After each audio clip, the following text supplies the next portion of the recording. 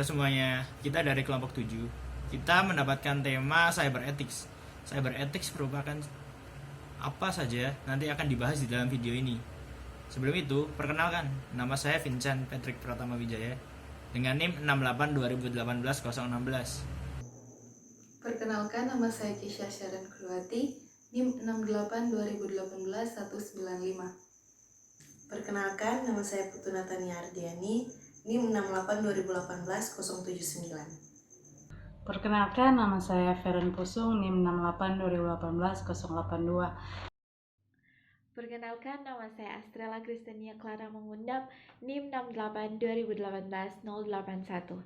Sejak awal peradaban, manusia selalu termotivasi memperbarui teknologi yang ada. Dari semua kemajuan yang signifikan yang dibuat oleh manusia sampai saat ini, mungkin hal yang terpenting adalah perkembangan internet. Internet atau interconnection networking merupakan suatu jaringan yang menghubungkan komputer di seluruh dunia tanpa dibatasi oleh jumlah unit menjadi satu jaringan yang bisa saling mengakses. Saat ini saya akan menjelaskan tentang apa itu cyber ethics. Cyber ethics itu adalah sebuah disiplin ilmu dalam etika yang berkaitan dengan jaringan komputer, perilaku pengguna mencakup jaringan komputer yang diprogram, dan bagaimana ini mempengaruhi individu dan masyarakat. Di sini saya akan menjelaskan karakteristik dunia maya menurut Tyson. Yang pertama, beroperasi secara maya atau virtual. Yang kedua, dunia cyber selalu berubah dengan cepat. Yang ketiga, dunia maya tidak mengenal batas-batas tutorial. Yang keempat, orang-orang yang hidup di dalam dunia maya dapat melaksanakan aktivitasnya tanpa harus menunjukkan identitasnya. Dan yang kelima, informasinya harus bersifat publik. Selanjutnya, saya akan menjelaskan pentingnya etika di dalam dunia maya. Yang pertama, harus diperhatikan bahwa pengguna internet akan selalu bertambah setiap saat yang memungkinkan masuknya penghuni baru. Untuk itu, mereka perlu diberi petunjuk agar dapat memahami budaya internet. Yang kedua, penggunaan internet merupakan orang yang hidup dalam animals yang mengharuskan pernyataan identitas asli dalam berinteraksi. Yang ketiga, bermacam fasilitas di internet memungkinkan seseorang untuk bertindak etis atau tidak etis. Yang ketiga, pengguna internet berasal dari berbagai negara yang memiliki budaya, bahasa, dan adat istiadat yang berbeda. Saat ini saya akan menjelaskan contoh etika berinternet. Netiquette adalah etika berkomunikasi dengan menggunakan internet yang diterapkan oleh IETF. IETF atau The Internet Engineering Task Force adalah kumpulan masyarakat internasional yang terdiri dari para perancang, jaringan, operator, penjual, serta peneliti yang berkaitan dengan evolusi arsitektur pengoperasian internet. Selanjutnya, saya akan menjelaskan beberapa contoh etika yang salah yang diterapkan oleh IETF, yang terbagi dalam dua bagian. Yang pertama, one-to-one communication. One-to-one communication adalah kondisi yang terjadi antar individu secara face-to-face dalam sebuah dialog. Yang menjadi contoh saat ini, electronic mail.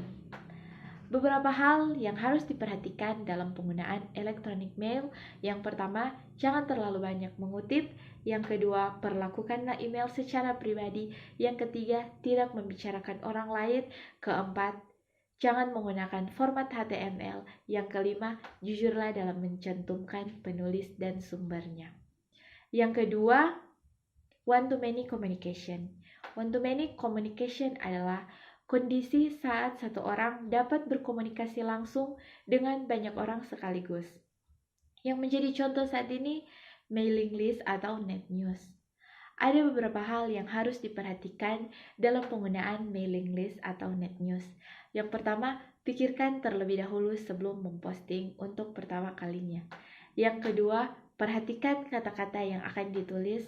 Yang ketiga, dilarang mengirim artikel yang berbau pemalsuan atau lelucon, kecuali itu memang berbentuk rumor.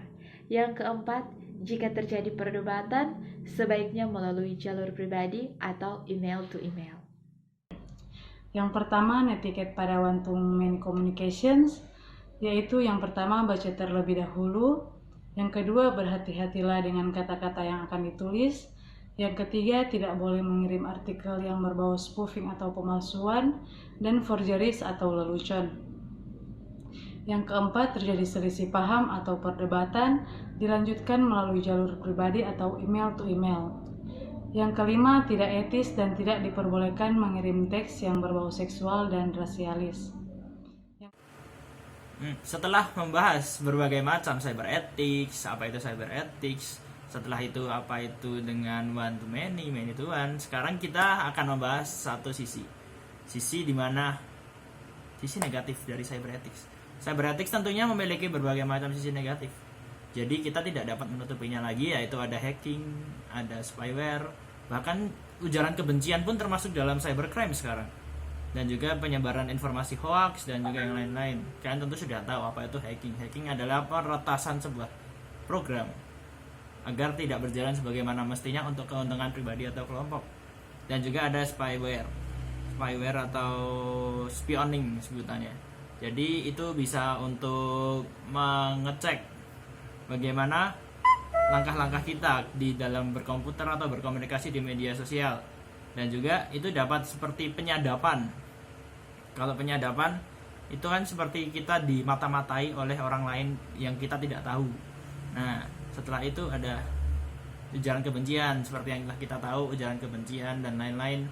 Orang yang tidak terima dengan statement kita di media sosial bisa menuntut kita pengadilan, dan juga banyak informasi yang salah yang menyebabkan berbagai banyak persepsi yang salah.